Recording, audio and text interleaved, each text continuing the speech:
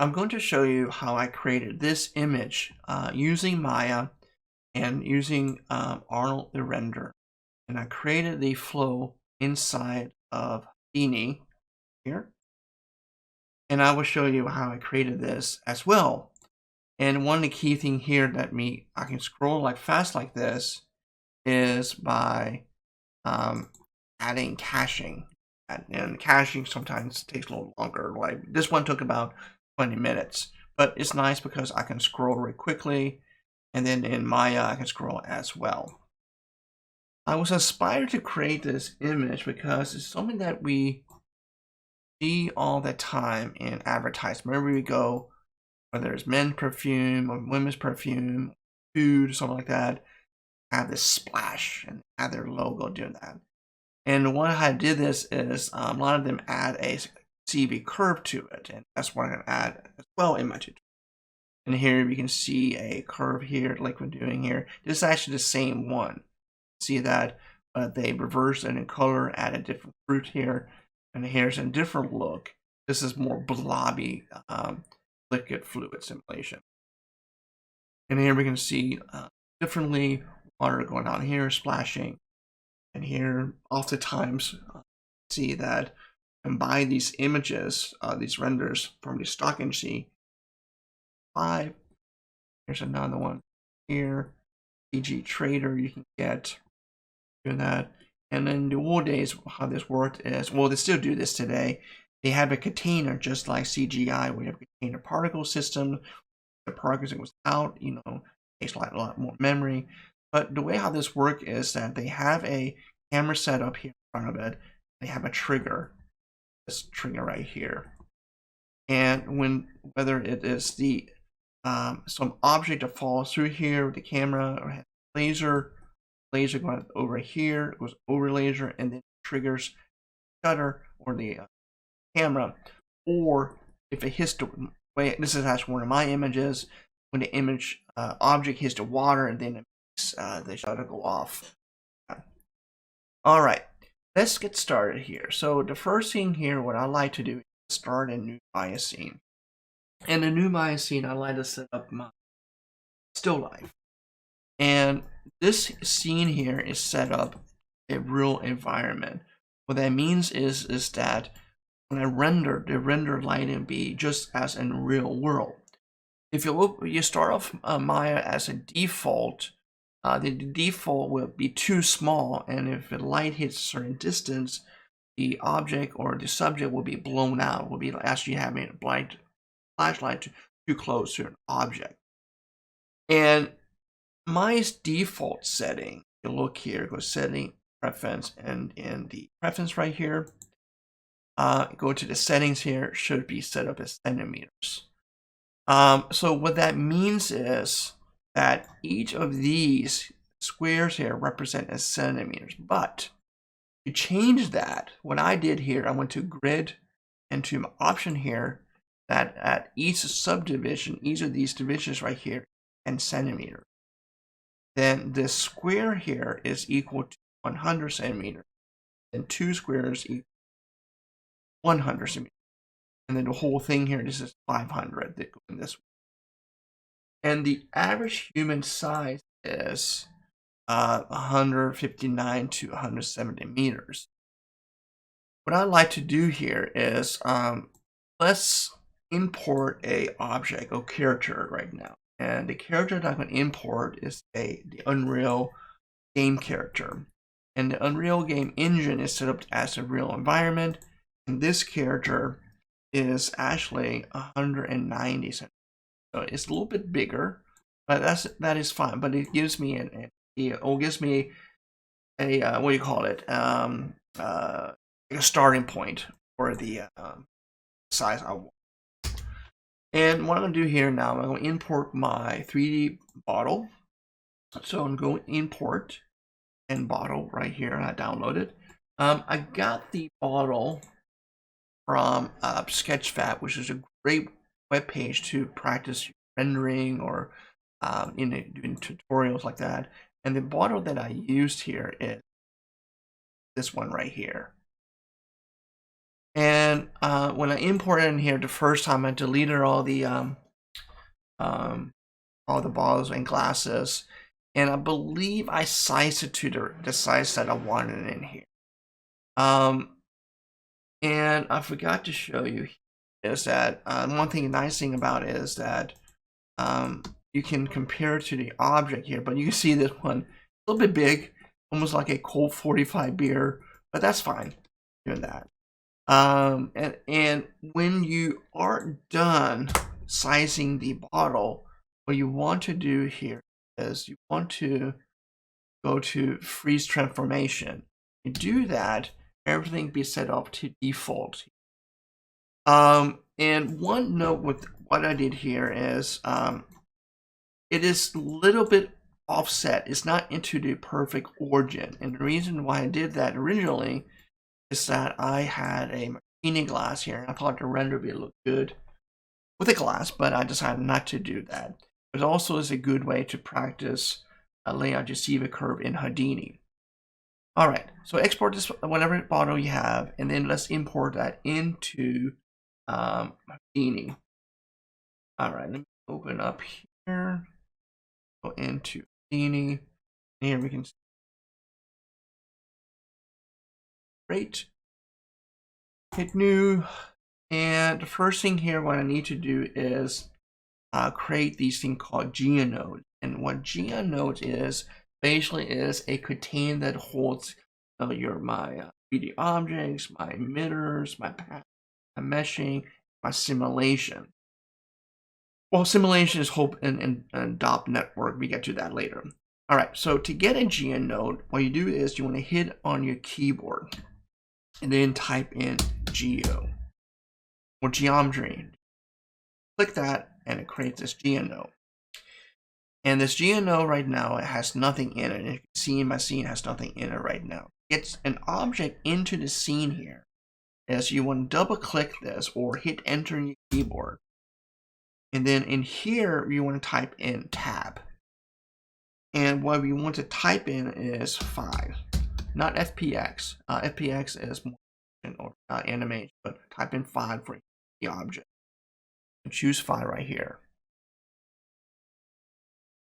And if you don't see this, probably when you start off Houdini, probably going to have a menu here on top. But what I like to do is I like to hit this arrow so I have more real estate. And if you don't see this, hit P on your keyboard. And then in here, I want to click this little icon right now. Click this, and I will choose my bottle here. Accept bottle. And I'm going to name this model. It's always a good practice naming object. And I am going to put a transformation. Right now, you can't move it. This object, you can't move it. So if I want to move this object, which I don't, the way how you do that is I want to type in tab on my keyboard, and then you type in transform, and then click here. Then I want to click here. Then I connect this here. So now I can move it here. And here, make sure you hit this here. You want to click this, otherwise it'll be in the bottle mode, or here. Now we can do it, but we don't want to. Or you can just use this and move around. Okay. So we're done with importing the bottle here. So what now I want to do is I want to go back into my object mode here. And one easy way to do that is Q on your keyboard. And I'm going to name this bottle. Okay. And the next 3 nodes that we need is an emitter, a path, and meshing. And all of them will be inside a geonode geometry. So I'm going to type in tab, type in geo, click geo. I'm going to name this emitter. I'm going to hit tab again, and I type geo. I'm going to name this path. Then I'm going to type down here, type in meshing. Oh, sorry, I lied. Type in geo, and then you're going to name it as meshing. And this is where we make it solid mesh. Okay. One more note here. It's not a GMO. I'm going to do a dot network, and this is where your simulation will happen and when we're shaping our fluids. So I'm going to hit tab here. What I'm going to type here is DOP network. I'm going to drop it here. And I'm going to name this sim. It is a container, but it's not a GNO. It's a DOP network. So the first thing here, what I'm going to do now is I'm going to go into my emitter here, create my emitter. And the emitter here is you can emit from any object you want. Like object could be a character, a grid, a plane, a square, but I'm going to do a sphere. All right, so I'm going to hit the same thing as a geo here. I'm going to hit here, hit tab, then I'm going to type in sphere. And I'm going to choose the sphere primitive right here. Drop it in. And then what I'm going to do here is I'm going to change the primitive polygon mesh. This is basically where the vertices come from. Depending on the size of your scene, you might want to change the uniform scale. I'm going to put it as 1.5, and I might come back and change it. And I want now to, I could move it here if I want to line up to the middle. You can see it is line up to the center here. But I wanted to line right up and meet the top of it. And as I said, you don't want to move here. It's basically you'd be offsetting it. It will work, but if you want to later on to move it, it'd be better to have a transform mode. So what I'm gonna do here now, I hit tab, type in transform, and I can connect this here. Hit this blue, so this will be. So then here, set perspective. Click that, go to set view, and hit top view. Now I want to match here, center. And then I can go back to perspective. And then depending on the size, you might want to change it how you like it. All right, I want to do now. One thing here we need to do is we have to add a thing called a null. And basically what a null is at the end of the, basically telling we're done here. We made it, created a sphere, add a transform, and the end is here. So we can type in null, and also we can do a null. We can actually, in different nodes, call that null used in that field container. I'll show you later when that's going to happen. When I'm going to call this out emitter. And something you always see what people are doing in Houdini is they always type in out, because that's going to be used, and always type in capital letters. It's not required, but it's just something that you see most Houdini users use. What they do. I can't speak English right now. Click here, and I hit there. Okay. So now I'm going back and I want to create my path. Go in here. I just hit here just so I don't distraction here. Nothing really happened, but I'm going to path. Click here. And what I'm going to do here, I'm going to type in tab, type in curve. And I'm going to choose my curve Bezier. Click. And in order to activate curve, so right now you can see I'm clicking, nothing's really happening. This is why I click this, so I can show you how to activate the curve. When I click this right here, see I get a little dot right now. Create a curve. Okay. So I'm going to undo this. Whoops, too far. I hit Control Shift Z to bring it back. And to make things easier, I like to go into a 3-panel, and it makes the things to line up the curve much easier and make the curve rotate easier around. So I'm going to click here and go into my 3-view panel. That's not required, but it just makes things a little easier. And I like to keep the first one front like so I can actually see it. Then on the bottom one here, you can change it to top if you want. I like to keep it so I can see where I go around. Then I have my perspective here. It gives me a general look like. To make this easy here, I could click here, but you can see when I do that, the offset. What I'm going to do here is I'm click here in the middle of the top.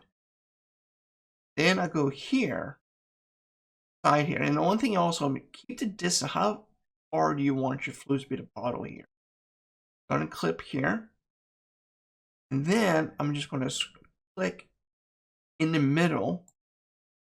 And click here, like zigzag. I'm coming back in here, use this to make the more smooth lines. But I'm just right now I'm more interested in click.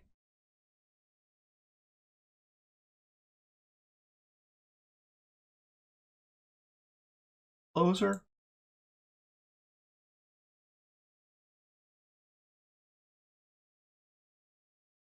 And enter. Here's my zigzag now. And you can see it's in the middle.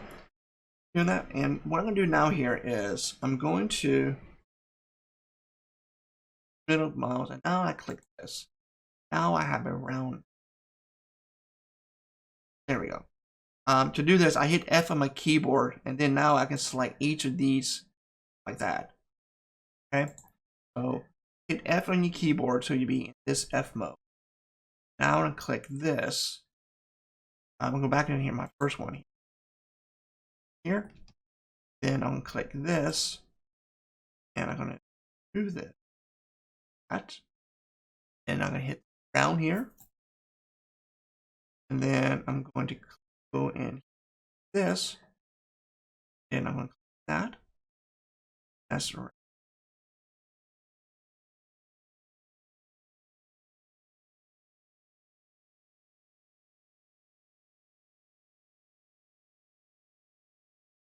I'm also here the distance between line and I want to have the it's surface. So now I'll go back to my perspective view. And an easy way to do here is if I hit in my perspective view, I can hit spacebar and B, and now I'm inside. And what I do now here is same thing as in a emitter here. I'm going to create a null. So I'm going to hit tab on my keyboard, type in null. This, and I connect this here. And I'm going to name this to out, capital letters, underscore, path. And if you want to change this shape, I want to like this and I hit Z on my keyboard. I click this circle, and if you change the color, hit C on my keyboard, and I make it pink. I love pink. All right, now we are ready to go into our sim network. And in here, what we're going to do now here, we're going to create a pop solver, a pop object, which is optional, then a pop source. So I'm going to go into my sims here, and I'm going to create a pop solver. Pop solver, put it here in the bottom. The solver always goes in the bottom. Then here, we're going to do pop source, which is where the emitter is going to be. So hit here, hit tab, pop source. Sorry about that. That was my dog shaking. Wasn't me shaking. And then over here, I'll type in pop object.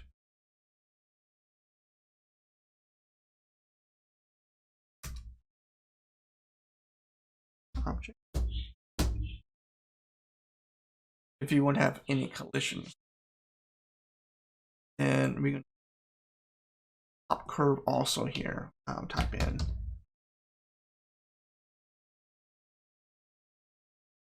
I'm not going to connect it yet. So in here, what I'm going to do now here is I'm going to click this right here. Make sure here now where you can connect the emitter to this object right now. So at SOP right here, click this. And I'm going to go into my emitter right here. Click this plus sign. Then I'm going to hit out emitter. Accept. So now I have my emitter connected.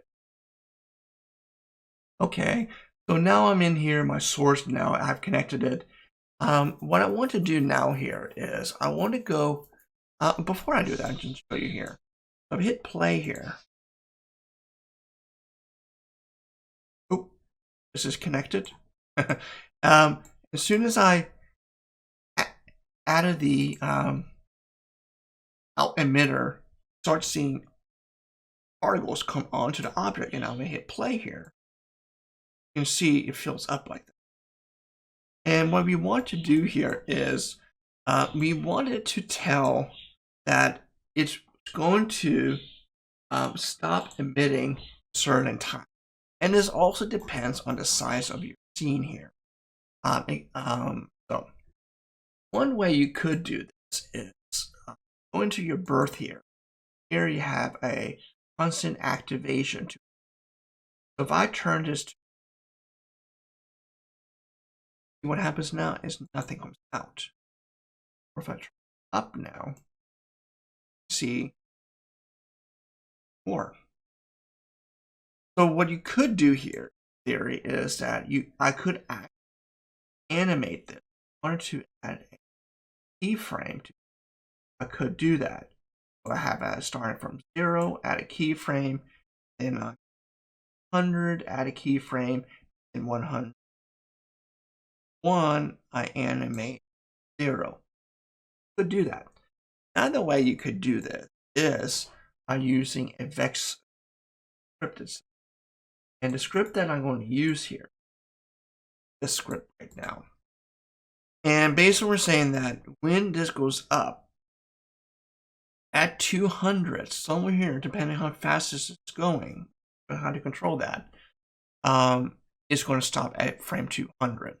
That's what I use for mine, but you might use a different number. So if you want to change that, maybe you want to stop at 50 or 100, or depends on how long do you want emitter to, or how long the splash you want it to be. So what I'm going to do here is I'm going to highlight that, copy that, or type it in. So when I hit here now, hit Control V, enter, and now that's the script. So next thing here, what I want to do, what you could also do here is you could turn this off to your velocity, and has no effect right now. Nothing's happening. No velocity right now. So what I'm going to do now here is connect my pop curve force into here. I need to connect the path right here. So I'm going to click this, go to path, and then I hit out path right now. Now I hit play. You can see the particles are moving. Okay. So what I'm going to do here now is show you the different things that's happening here. So this right here, it depends if you have any errors resistant or some kind of wind happening, it will take effect, which I don't. So I'm just going to leave that as 1.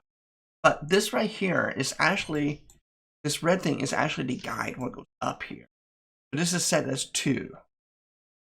If I go in here, you can see I changed the size. If you want really skinny liquid, you can have your skinny liquid. But I'm going to set it as 2. This right here is the speed of the particle, how fast it does move up the guide here. So if I change this to, depending on the size you have, or when do you want the animation to order according to your timeline here, I'm going to put this at 10. So now I hit play. See my particle system. And also you can see what's happening here is that the reason why they're flowing like that is because there's no suction scale. basically just nothing keeping them inside on or keeping it to the scale here. What I'm going to do here, I'm going to put at 2 for right now, and I'm going to rewind by go. You can see that now is working. And if I want to just see what happens if I do like at 4, rewind, better. Okay, but now you can see it's a skinny one. You know, like there's very skinny. I don't want that. But it's also, you can see at the end, it's nice taper. And here, perfect. So to change that, we can go to orbit scale. I'm going to change this to, or depending how you want it, is basically how it's going to rotate around. Now you can see it's rotating, and you also see the thickness happening too. Okay. So next thing here, what I like to do now is, right now, you can see the particles are kind of big. Yours might be smaller, but mine I've set it kind of big because I have poor eyesight. To get a realistic look to it, I'm going to hit D on my keyboard and I'm going to change my particle size. I hit D on my keyboard and then I just move this to the side here. That I'm thinking gives me an idea of look here. So you can see now taking shape here.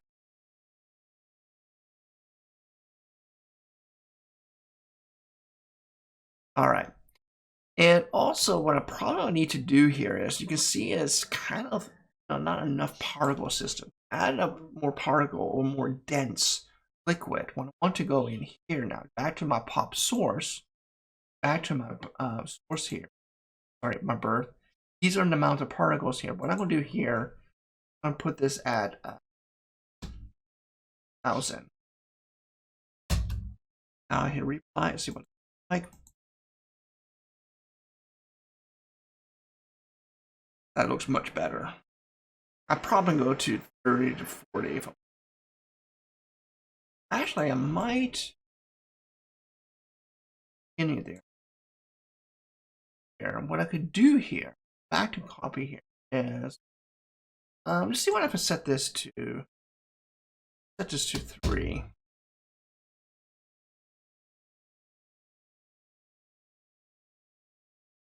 Like here, looks like a little bit better. I don't worry about the speed here because I'm using a oh, that's a real nice taper at the end. Because I'm going to do a still image here, and we're probably going to add more particles to 25,000. And the more, of course, you enter, the more particles, and more is probably going to slow down. All right, so that is looking pretty good right now. And I could even see what happens if I speed up here, animation. But again, it's this nice length here from here all the way. Let me just play to the end here. Kind of breaks it apart to the end there. So I'm just curious here. If I go 12, see what it looks like at the end. It's a nice flow here.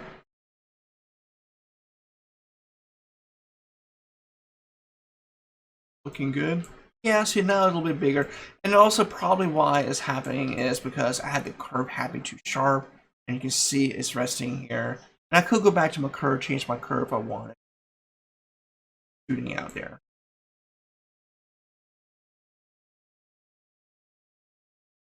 Okay.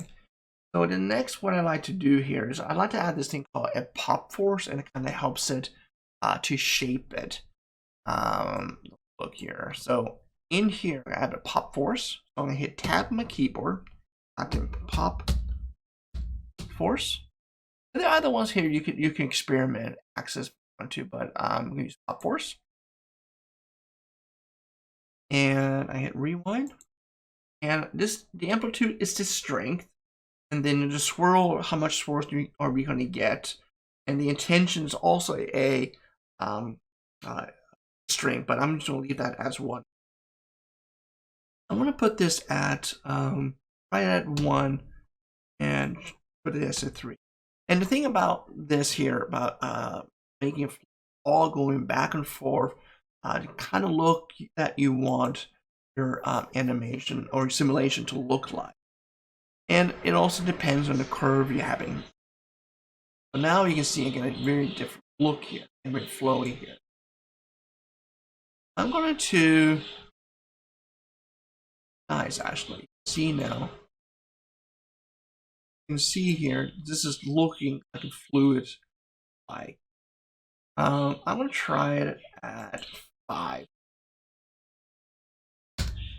And what I'm going to do here is at 206. Oops, sorry, let's do some of my dogs barking.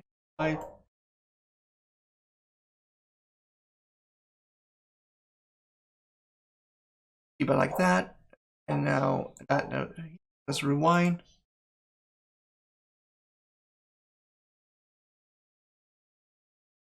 All right, so here we go. So this is where it looks at here. Look here. Rewind. 5 looks like. Oh, that's cool. Yeah, I like that. Really nice swirls here. Yeah, I'm gonna keep that. I like the 5 there. That looks pretty cool. So this is something I always do here. I have this called green shot, and I can start comparing what it looks like before. See, I really like this is happening. This is happening. So the next thing here, what I'm do now is I want to shape the particle system that's going to look like more like a fluid like. As I was saying, I'm going to create a thing called a pop fluid. And to get that, I want to hit tab on my keyboard and type in pop fluid right here. And this here, it will make the part behave or look like more like a fluid. Here. And I'm going to drag it here. Now I'm going to first play.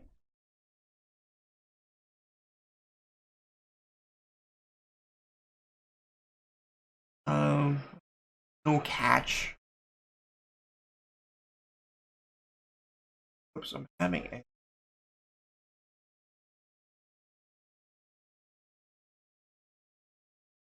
So as you can see, I have a leakage there, so probably have to go back to my pop source. Sorry, pop source. And this might be going too fast as well.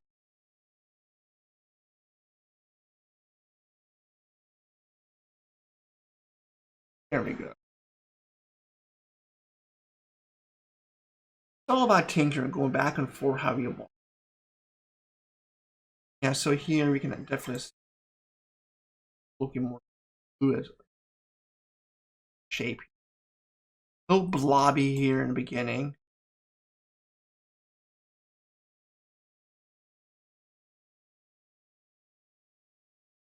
Yeah, that's nice.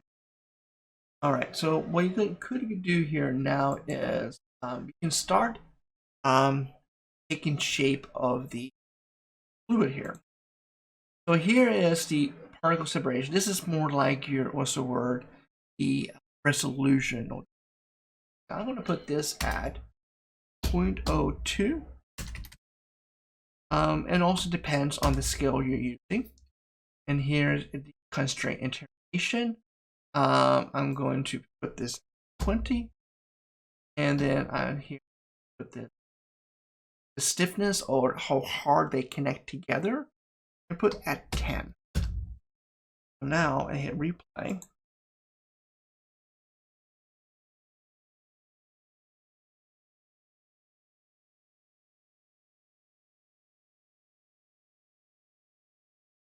Really good. I like the little splatter happening there. I might add more particles if I wanted to. That's really nice. All right. So the next thing here, what we want to do now is we actually want to call. And in the meshing here, is you want to go back to your object mode here and go into your meshing data. Click here, and then what I'm going to type in, hit tab on my keyboard, and then I'm going to type in dot import, dot right here, import field, and then we get this cache file, which is really useful to have.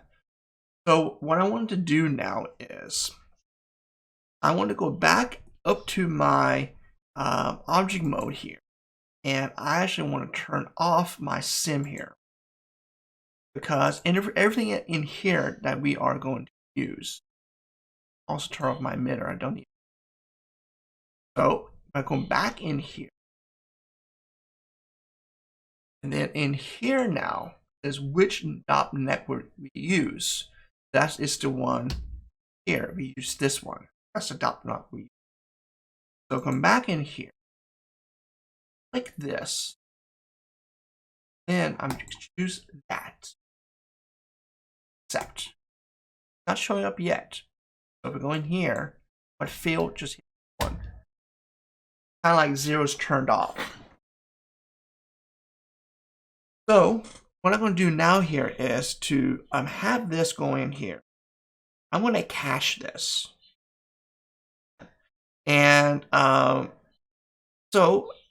going to cache this. So this is my previous one I've done before. So I'm going to right click here, create a new folder. I'll call it Fluid Cache. Had that one renamed already? Fluid Cache. That's where I'm going to store it. And then I'm also going to have one called meshing. I actually put media object. I'm going to call it fluid.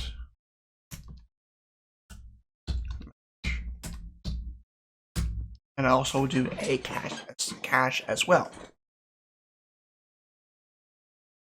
So I'll go to my cache. And right here is where's Blue's tutorial. I'm going to name it parts. Yep. And now I want to make sure that cache is set to here, and double check frame start to end right here. Disk, and I will pause for a second.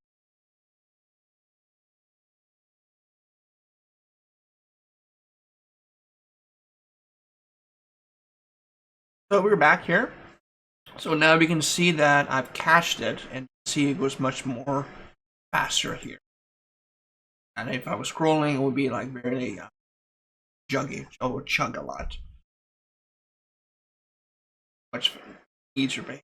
Well, here you can see that I've got some nice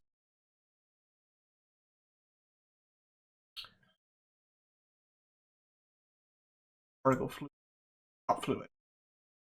So now what we need to do is convert these particles into mesh. So to do that, I'm going to type in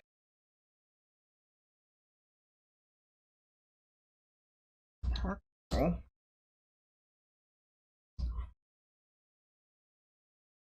surface, particle fluid. Here we go. Take this into here. And now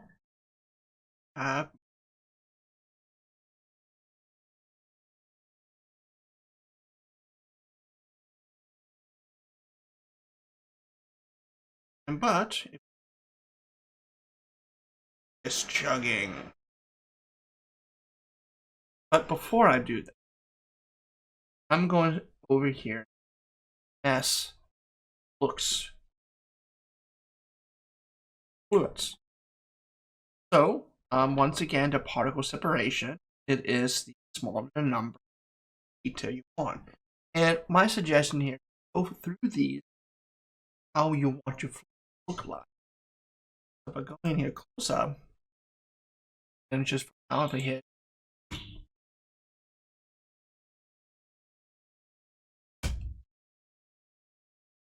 taking long times, this is the one right here.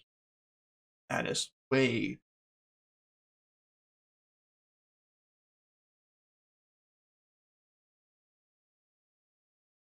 And you know, we can do scale here.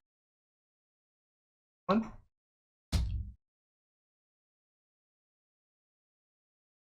5. It's all about basically how you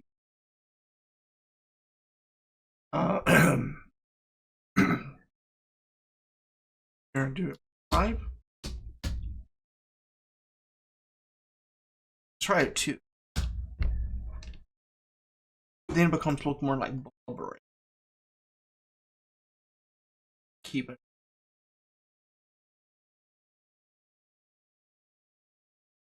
So go back and change how you want the look like. Get. Okay.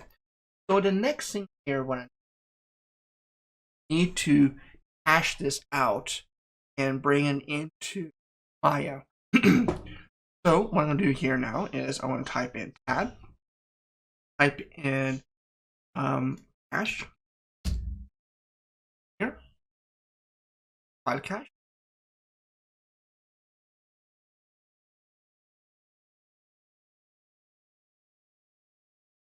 and right now we actually go. I did I created fluid, and I have to type in .abc. Need to type that in. That's a don't do that. You accept, and then I want once again I'm going to hit save to disk. Back a little caching.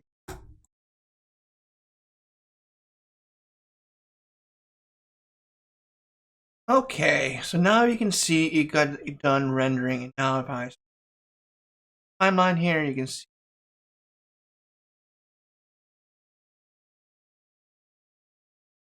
play animated and that. So I'm done. I'm actually almost done in Houdini. The only thing I need to do now is export out the like. So in here, I'm going to hit tab on my keyboard and ALE, and we want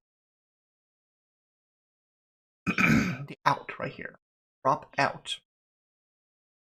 Click here. Check this. Like that. Then we have to decide where. Oh. 5. Tutorial. Then you have to type in A, B, C as well. Accept. Make sure you hit frame range and now hit save to disk. There we go. There we go. So now, next step here is Maya. Here's the scene that I started off with. And I want to import my cache in. So I'm in the modeling menu right here. My cache, alembic, import right here, alembic. And I'm going to go to where I saved it.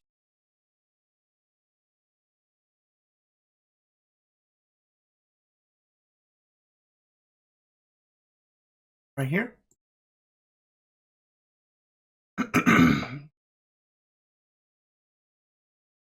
Change timeline to 4. See.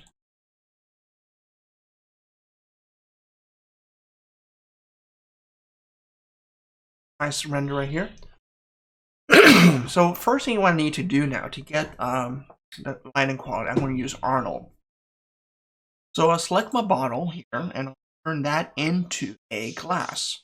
I'm going to right click, go down to assign material, and then right here it says Arnold. Then I'm going to choose AI standard.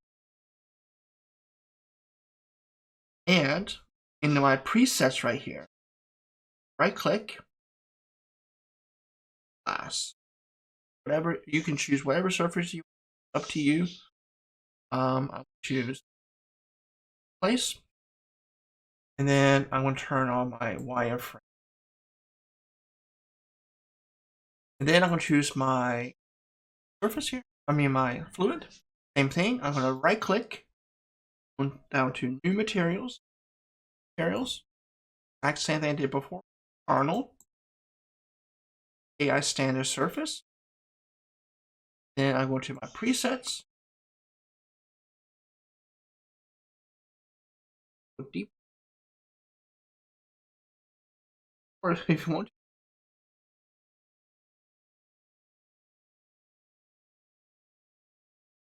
Okay. Next thing here, I need to set up my HDR render. So I'm going to go into Arnold, Lights, Sky Dome. And then here in the Sky Dome, I'm going to add an HDR image, and you probably can just go here, Superhighway, just type in HDRI, and the best place I found my images is in Polyhaze. Go in here and find a texture HDR.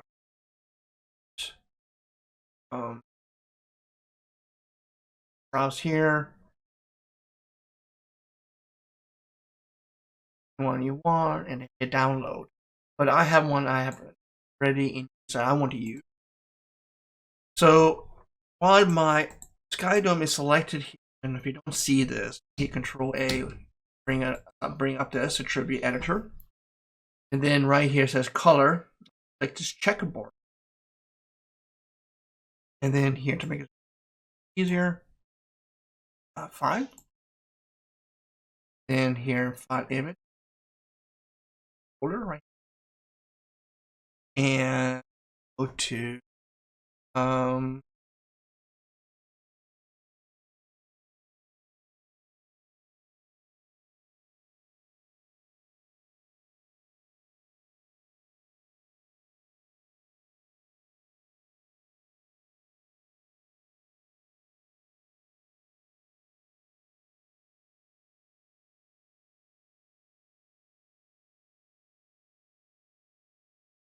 HDR, or you can use an EXR if you want to.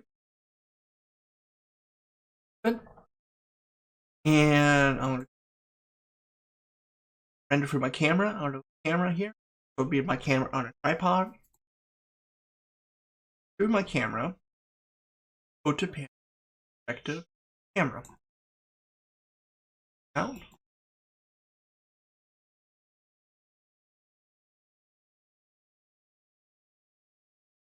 That. Of course, what I want to do. One thing you want to you do not want to do, delete history. Delete history.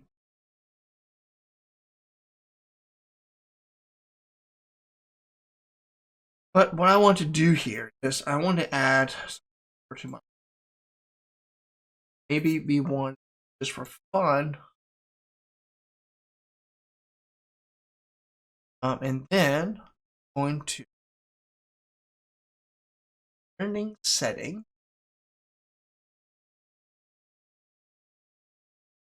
on this size that you want to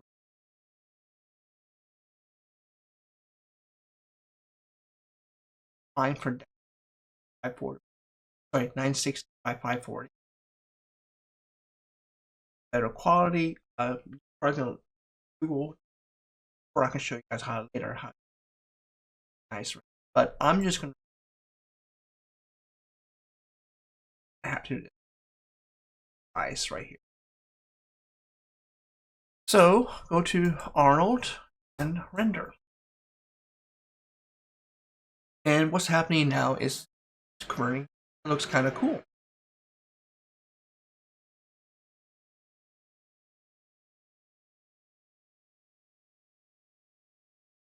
Let's make it a little bit bigger.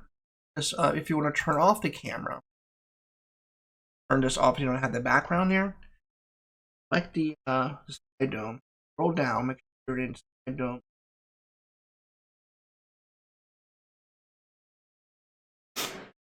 We have my here. Off here.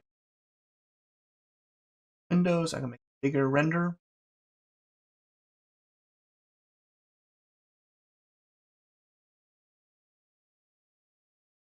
Here. Now a